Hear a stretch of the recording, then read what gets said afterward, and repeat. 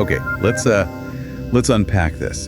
Today, we're embarking into a concept that's often, the unsung hero of music. It's quietly working behind the scenes to make everything sound coherent and, well, emotionally resonant. Voice leading. It's far more than just some technical term for music theorists. It's really the fundamental ingredient that makes music flow, gives it direction, and profoundly shapes how it makes us feel. Absolutely. So our mission today is to distill the most vital insights, providing you, the listener, with a genuine shortcut to being truly well-informed on this sophisticated yet absolutely foundational aspect of music. Okay. You'll discover how it's this beautiful, intricate dance between technical craft and expressive artistry. And what's truly fascinating about voice leading, I think, is its universal nature. At its core, it really addresses how we perceive musical emotion and continuity, and that transcends specific genres, historical periods, or even cultural backgrounds. It's quite remarkable. So this discussion hopefully will bridge those traditional academic understandings, the ones built on centuries of musical practice, with surprisingly modern applications that you can hear resonating in the music we listen to every single day. We'll see how these enduring principles adapt and, frankly, thrive across an astonishing variety of musical styles. Okay, so let's begin with the very essence of it then. What is voice leading? Imagine four singers standing together, each following their own melodic path while contributing to a larger musical conversation. That's a great image. Yeah. Voice leading in this light is quite literally the art of ensuring that this complex musical conversation unfolds naturally and beautifully. It's about how each one of those singers, or individual melodic lines, often called voices, moves gracefully from one note to the next. The goal is to create this seamless tapestry of sound that, as the paper aptly puts it, feels both inevitable and surprising. Inevitable and surprising. I love that phrasing. It's great, isn't it? It's not just about what notes are in a chord. It's profoundly about how those individual parts interact and connect to form a cohesive, compelling whole. That analogy perfectly captures the essence. Yeah. At its most fundamental level, voice leading tackles a crucial question for any composer or musician. How do you transition from one chord to another? How do you do that in a way that not only maintains musical coherence, but also powerfully shapes its emotional impact? Right, not just random changes. Exactly. It's not simply about selecting the right sequence of harmonies. It's about the journey between them, the elegant path each voice takes. And the answer lies in understanding how these individual melodic lines are meticulously crafted to work together. Each voice you see must maintain its own distinct identity. You should still be able to follow it as a separate thread. Like its own little melody. Precisely. While simultaneously contributing to a unified harmonic sound. This delicate interplay, this balance between independence and unity, isn't just some dry technical rule. It actually reflects deeper principles of musical aesthetics and, frankly, how human beings instinctively perceive the relationships between sounds. It speaks to our innate preference for order and logic, even within complexity. So it's truly about the unfolding narrative between the chords, rather than just isolated moments. Precisely. Yeah, the significance of voice leading extends far beyond mere technical proficiency. Think of it as the vital bridge connecting the almost mathematical relationships inherent in musical intervals. The precise distances and tensions between notes, and the profound emotional and psychological responses these relationships trigger within us. Oh, okay. When voice leading is executed with real skill, it generates this undeniable sense of musical inevitability. That feeling that it had to go there. Exactly that feeling. It means you, the listener, can intuitively follow the harmonic journey, even without any conscious awareness of the intricate principles at play beneath the surface. It simply feels right, natural, compelling. You don't need to be a trained musician to feel the subtle pull or release of a beautifully crafted voice leading progression. It's designed to guide your ear through the unfolding soundscape. It creates a sense of logical progression that feels both deeply satisfying and occasionally thrillingly unexpected. It's an almost subliminal form of communication, really. It taps directly into our perception of how sounds should move and relate to one another over time. That makes sense. Yeah, it makes the music feel not only logical, but alive, breathing, and full of purpose. It's why some pieces just flow, and others, well, they can feel disjointed or awkward. That intuitive feeling you described is incredibly powerful, isn't it? And it makes you wonder how composers, over centuries, actually discovered and refined these methods. So let's delve into the nuts and bolts, the foundational principles that make voice leading work. The research paper emphasizes that centuries of musical practice, trial and error have meticulously refined these ideas. What are some of the most fundamental principles that emerge from this long evolutionary process? Well, the bedrock of effective voice leading truly rests on several interconnected principles that, as you rightly noted, have been refined over an immensely long period. Perhaps the most fundamental and intuitive of these is common tone retention. Common tone retention, okay. Yeah. This principle basically states that if two consecutive chords share a note or notes, those common notes should ideally remain in the same voice position. So imagine you have your melody line, a harmony line, and a bass line. If a note appears in the harmony line of one chord and also in the next, that singer, that voice, should simply hold on to that note. Right, so it's like leaving some elements in place as you transition, creating a kind of stability. Exactly. These retained notes act as anchor points. They provide a sense of stability and continuity that makes the harmonic progression feel incredibly smooth and easy for the listener to follow. They minimize unnecessary movement, which, the ear tends to find a bit jarring. Okay, can you give an example? Sure. Consider this concrete example. If you're moving from a C major chord, which has the notes C, E, and G, to an A minor chord, composed of A, C, and E. Now, in good voice leading, the notes C and E are common to both chords. Right. The common tone retention principle dictates that the voices holding the C and E should ideally stay on those notes, just hold them. Only the G from the C major chord would then move, typically down by a step to A, to complete the A minor chord. Minimal movement. Minimal movement. This creates a transition that feels incredibly smooth and unforced, almost as if the chords are seamlessly dissolving into one another. And the insight here, I think, is that this seemingly simple rule is actually why many popular songs feel so sticky and satisfying. The brain finds comfort in continuity, even when it's just a held note. It creates a subconscious sense of coherence. That makes profound sense. It's like if you're trying to navigate a new city, you don't want every single landmark to change drastically all at once. Some familiar points help you orient yourself. That's a perfect analogy, yes. Another cornerstone of voice leading practice is stepwise motion. Stepwise motion. Yeah. This principle strongly advocates for moving non-common tones, so the notes that do change between chords, by the smallest possible intervals. We're talking typically half steps or whole steps, as opposed to allowing voices to leap dramatically across large distances. Okay, why is it preferred? Well, this approach is highly favored because it mimics the natural tendencies of vocal lines. Imagine a singer. It's far easier and more natural to sing a melody that moves by small steps rather than constantly jumping by wide intervals. This creates melodic coherence within each individual voice, even as they contribute to the overall harmonic progression. And from a perceptual standpoint, the human ear processes stepwise motion much more easily than large intervallic leaps.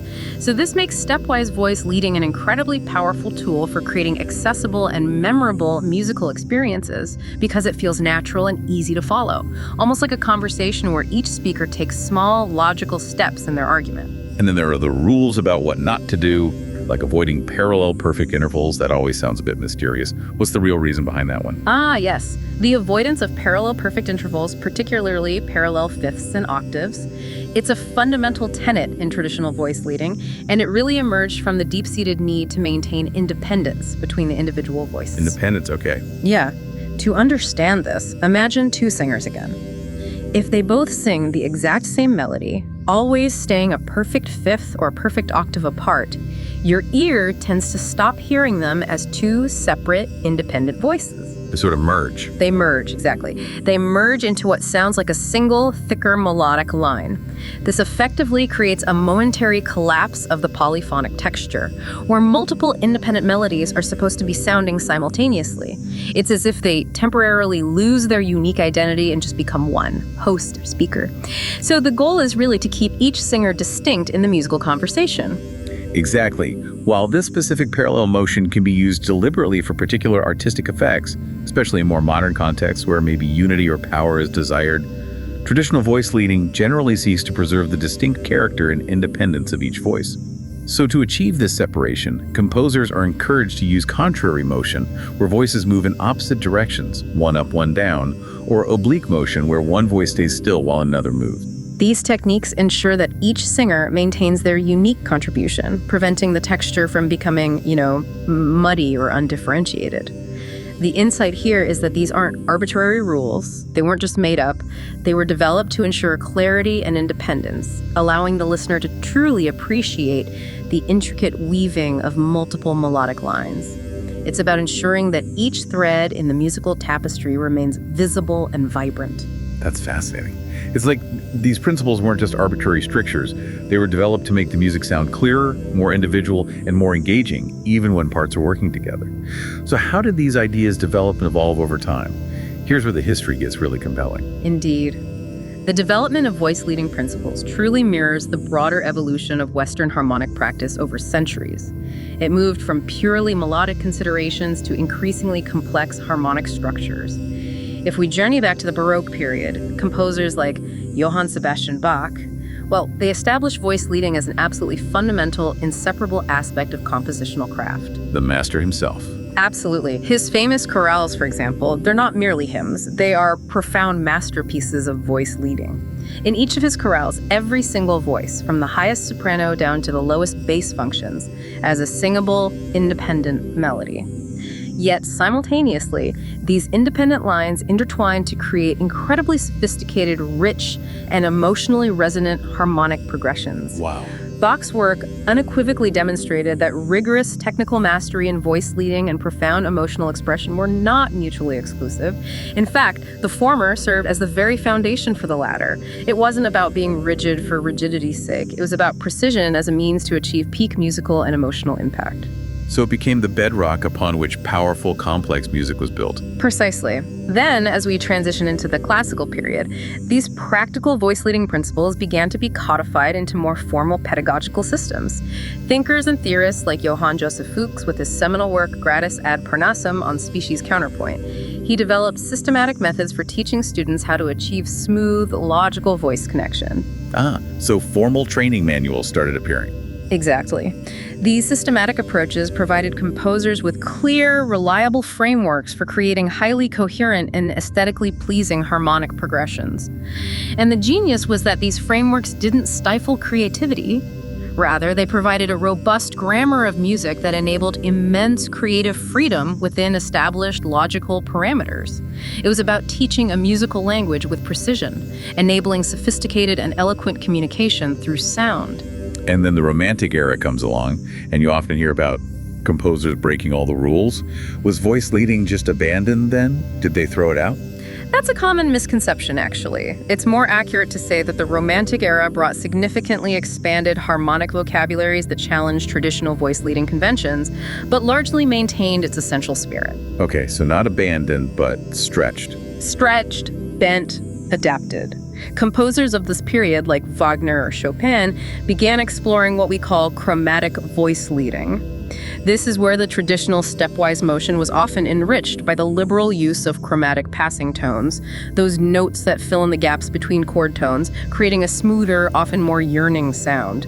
And they also used enharmonic reinterpretations where a note could be spelled differently to imply a shifting, often surprising, harmonic function. Right, like C sharp suddenly becoming D flat. Exactly.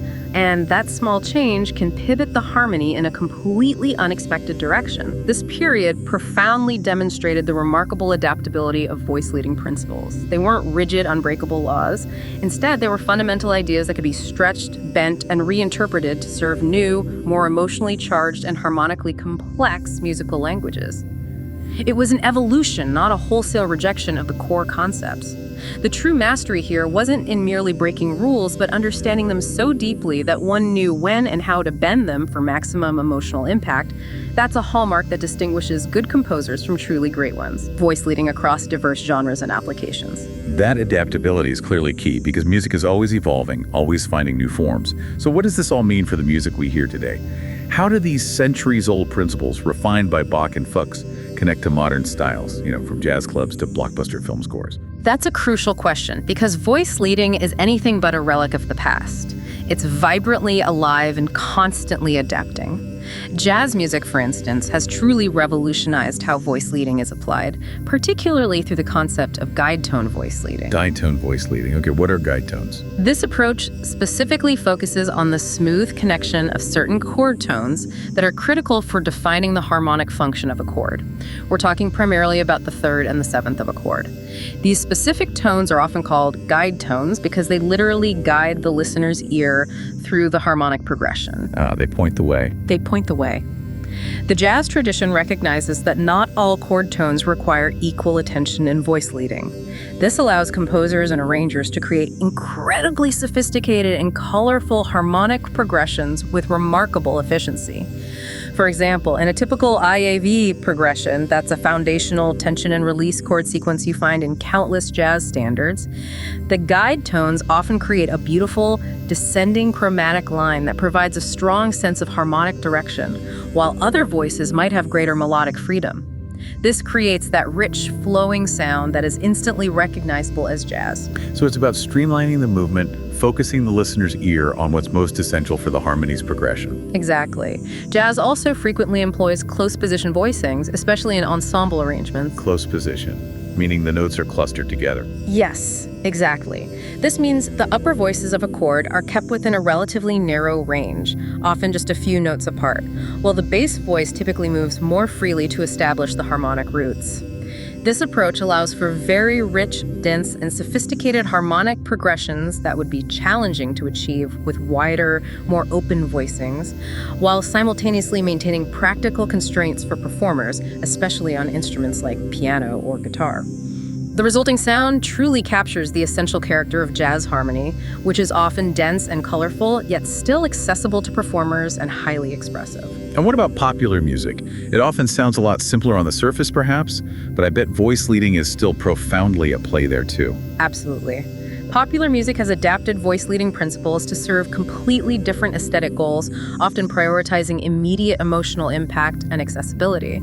You'll frequently hear pop music embracing parallel motion, particularly with vocal harmonies, in ways that would be strictly avoided in traditional classical counterpoint. Right, like block chords moving together. Precisely. The widespread use of parallel vocal harmonies in pop music, where voices move together in block chords, creates a powerful sense of unity and often a very direct, impactful, and easily memorable sound. This serves the genre's emphasis on immediate emotional connection and accessibility. Think of the harmonies in a classic R&B track or the massive wall of sound in many modern anthems. Those parallel movements create a collective power. This selective adaptation clearly demonstrates how fundamental musical concepts can be modified and repurposed to serve specific artistic purposes while still maintaining their essential function of creating coherence and emotional direction. It's about using the tools in a way that best serves the message, even if that means bending traditional rules. That's a great example of how these deep principles morph and adapt. What about in more expansive contexts, like film music or large orchestral scores?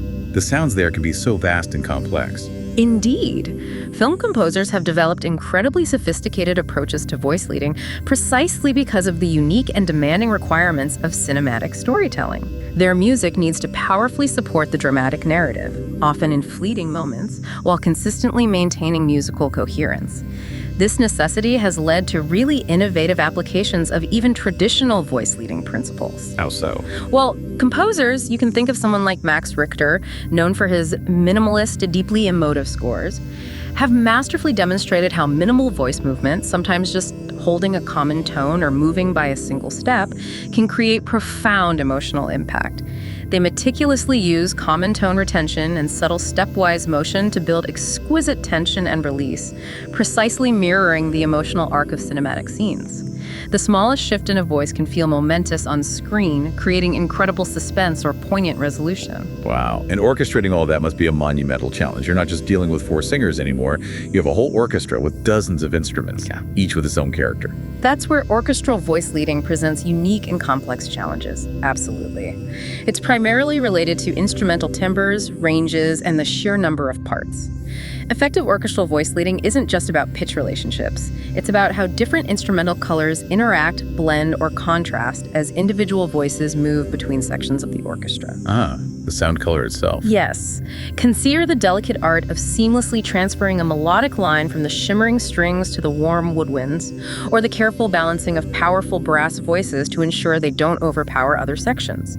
This requires an understanding of voice leading that extends far beyond just pure pitch considerations.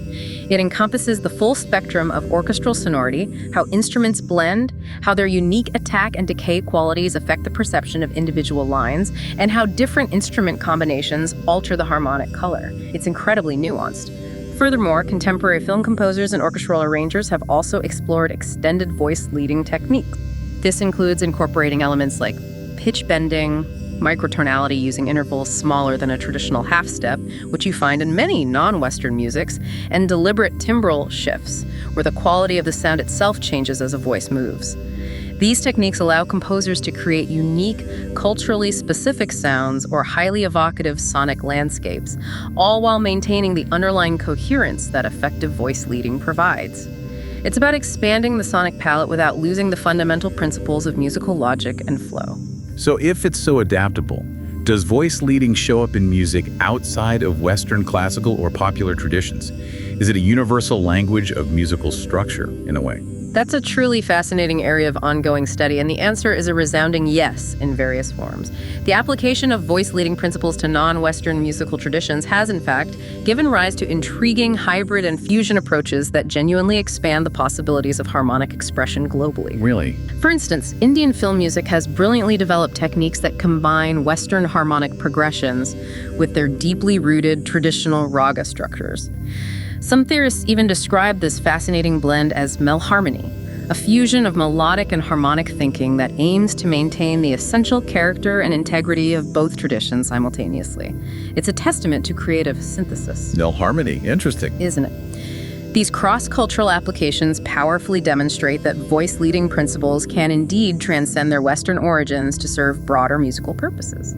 The inherent emphasis on smooth voice connection and harmonic coherence, it appears, addresses something fundamental about human musical perception, regardless of cultural background. Our ears seem to naturally gravitate towards a sense of direction, connectedness, and logical progression in sound. So it taps into something deep in how we hear.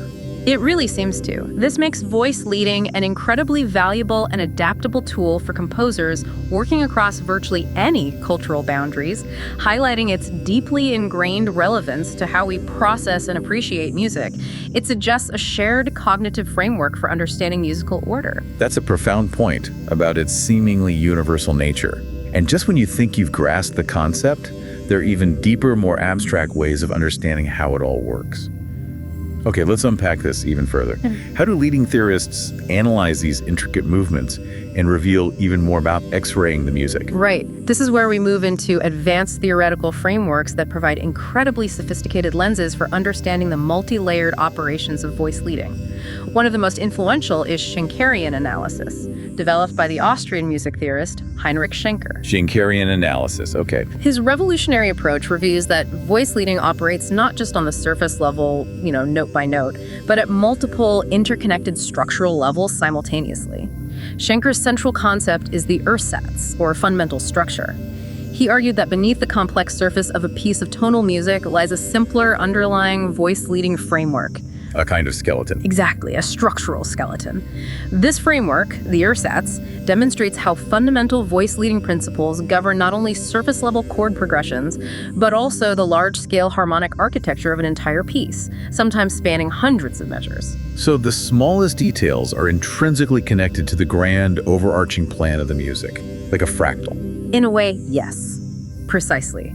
The Schenkerian approach to voice leading emphasizes the crucial role of structural tones, the most important foundational notes in a phrase, section, or even an entire piece, and their elaboration through various diminution techniques. Diminution refers to ways of decorating, expanding, or filling in the space between these core structural notes with more decorative or faster moving notes. It adds complexity and beauty without losing the underlying structural integrity. This analytical framework powerfully reveals how composers can create incredibly rich and complex surface elaborations while always maintaining an underlying voice leading coherence that guides the listener's ear over vast musical spans. For example, analyzing Bach Bach's chorale harmonizations through a Schenkerian lens illuminates how their seemingly straightforward surface-level voice leading actually serves even deeper structural purposes. It creates musical experiences that resonate simultaneously on multiple levels of perception, from the immediate beauty of a single chord change to the long-range, satisfying unfolding of the entire piece. It's like seeing the blueprint and the finished building at the same time. Are there other frameworks like this? Yes, another fascinating and more contemporary framework is Neo-Romanian theory. This one's particularly useful for analyzing highly chromatic harmony music that frequently uses notes outside the traditional major or minor scales, which you find often in late Romantic and early 20th century works. Neo-Romanian. Okay. This theoretical framework visually maps harmonic relationships on something called the tonnets. The tonnets. How can listeners visualize that in their minds? Is it like a grid? Yeah, think of the tonnets as a geometric lattice, or a conceptual map, where every musical pitch and chord is a point. Notes related by perfect fifths are connected horizontally, and notes related by major or minor thirds are connected diagonally. What it visually highlights is how truly minimal voice movement can lead to surprising and often dramatically expressive harmonic progressions through a principle called parsimonious voice leading. Parsimonious, meaning minimal effort. Minimal effort, exactly. This principle essentially describes harmonic progressions that involve the minimum possible voice movement from one chord to the next, even if those chords are traditionally considered distantly related. That sounds almost counterintuitive for creating a dramatic effect. By minimizing movement, it creates surprise. It's a wonderful paradox, isn't it? And that's precisely why it's so powerful. By finding the most efficient path between chords, even seemingly disparate ones, it makes connections between them feel incredibly smooth and at the same time startlingly unexpected.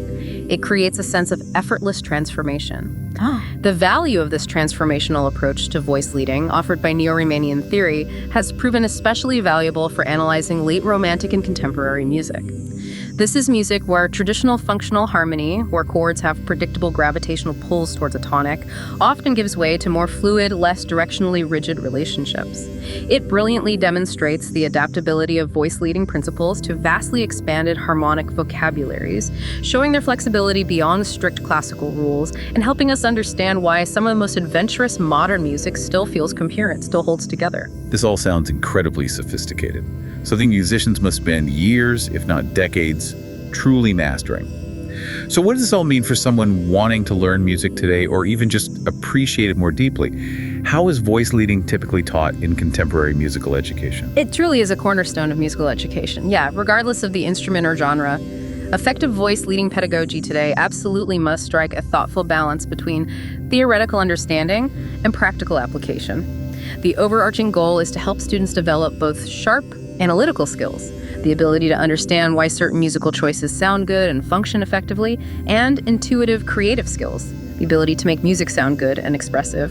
Theory and practice hand in hand. Exactly. Traditional approaches, which often involve part-writing exercises where students write out the individual lines, well, they remain incredibly valuable for developing fundamental technical proficiency. These exercises build essential muscle memory for crafting smooth, logical connections between voices. However, contemporary pedagogy increasingly recognizes the critical importance of connecting these theoretical skills to real, living musical contexts. So it's not just an abstract exercise divorced from the music they actually listen to or play. Not at all. Students benefit immensely from seeing and hearing how voice-leading principles apply directly to the music they already love and perform, making abstract concepts concrete through familiar repertoire, showing them how their favorite songs, film scores, or orchestral pieces utilize these very principles is absolutely key. It helps bridge that gap between dry theory and vibrant, meaningful musical experience. That makes sense. Furthermore, the integration of technology into voice-leading pedagogy has opened up entirely new possibilities for student engagement and deeper understanding.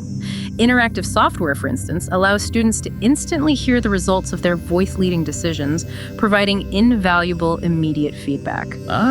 So they can hear if it works right away. Right away. This auditory reinforcement helps them connect theoretical concepts directly to the actual musical sound, which is the hallmark of truly effective voice-leading practice. It transforms a written exercise into a living, breathing musical outcome. And beyond just technical skill development, the study of voice leading cultivates a much broader sense of musical intuition and a heightened sensitivity to harmonic relationships. This, in turn, significantly enhances a student's overall musicianship. Students who truly grasp voice leading principles develop far more sophisticated listening skills. How so? Well, they learn to discern the individual melodic lines within even the most complex texture. They learn to appreciate the subtle shifts in tension and release, and they gain a much deeper appreciation for the intricate craft of composition and arrangement. It transforms them from passive listeners into active, discerning appreciators of musical architecture. So it makes you a more skilled musician and a more profoundly informed listener. Yeah. Better on both sides. Exactly. The study of voice leading also provides invaluable insights into musical style and its historical development. By examining how different composers and various genres approach voice-leading challenges, how Bach meticulously handles polyphony versus how a modern film composer creates emotional impact through minimal movement, for instance, students gain a richer, more nuanced perspective on the intricate relationship between technical craft and artistic expression. Seeing the different solutions. Yeah, exactly. This historical awareness helps students understand that voice-leading principles are not arbitrary rules imposed by some distant authority. Instead, they're refined, elegant solutions honed over centuries to fundamental problems of musical organization. How to create musical coherence, compelling narrative, and profound emotional impact through the precise movement of sound. They are enduring answers to universal musical questions, #Tag6, contemporary challenges and future directions. That perspective is incredibly important, showcasing that voice leading is a living, evolving art form, constantly finding new expressions. And that leads us directly to the future. This is where it gets truly exciting, I think. How does voice leading adapt to the rapidly changing landscape of new technologies and the unprecedented possibilities they open up in music creation? Well, the rise of electronic music production, for example, has certainly created entirely new contexts for voice leading application. Digital audio workstations, or DAWs, and software synthesizers allow composers to create incredibly complex, layered harmonic textures.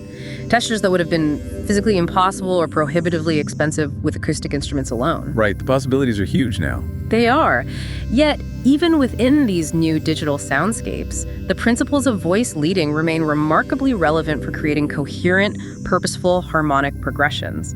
The inherent challenge, of course, lies in adapting traditional voice leading concepts to these new timbral possibilities and often very different performance and production contexts. Because electronic sounds can behave so differently, right? They don't always have the same clear attack and decay as an acoustic instrument, and they can morph in ways natural instruments just can't.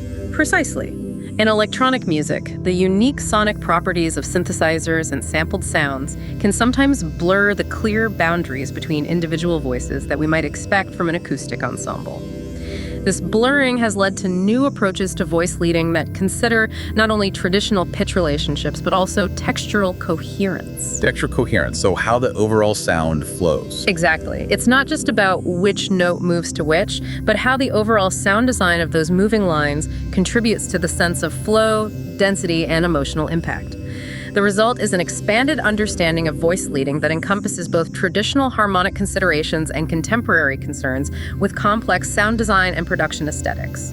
It's about designing a unified and purposeful sonic experience that guides the listener's ear, even when the voices themselves are abstract textures rather than distinct melodies. That's a fascinating expansion of the idea. It is. And then we have the rapidly advancing realm of algorithmic and computational approaches. The exponential development of artificial intelligence and algorithmic composition systems has opened up entirely new opportunities for exploring voice-leading principles through computational methods. AI composing music based on voice-leading rules. Essentially, yes, or at least analyzing and generating based on them.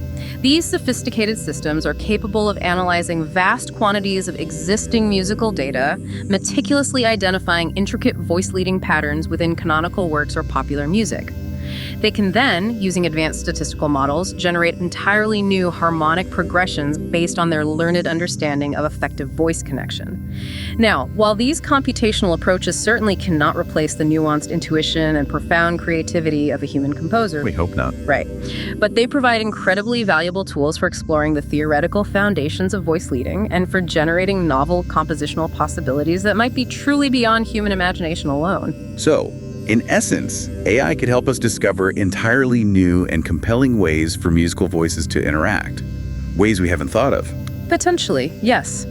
The use of computational methods in voice leading analysis has also revealed fascinating new insights into the relationship between voice leading and human musical perception.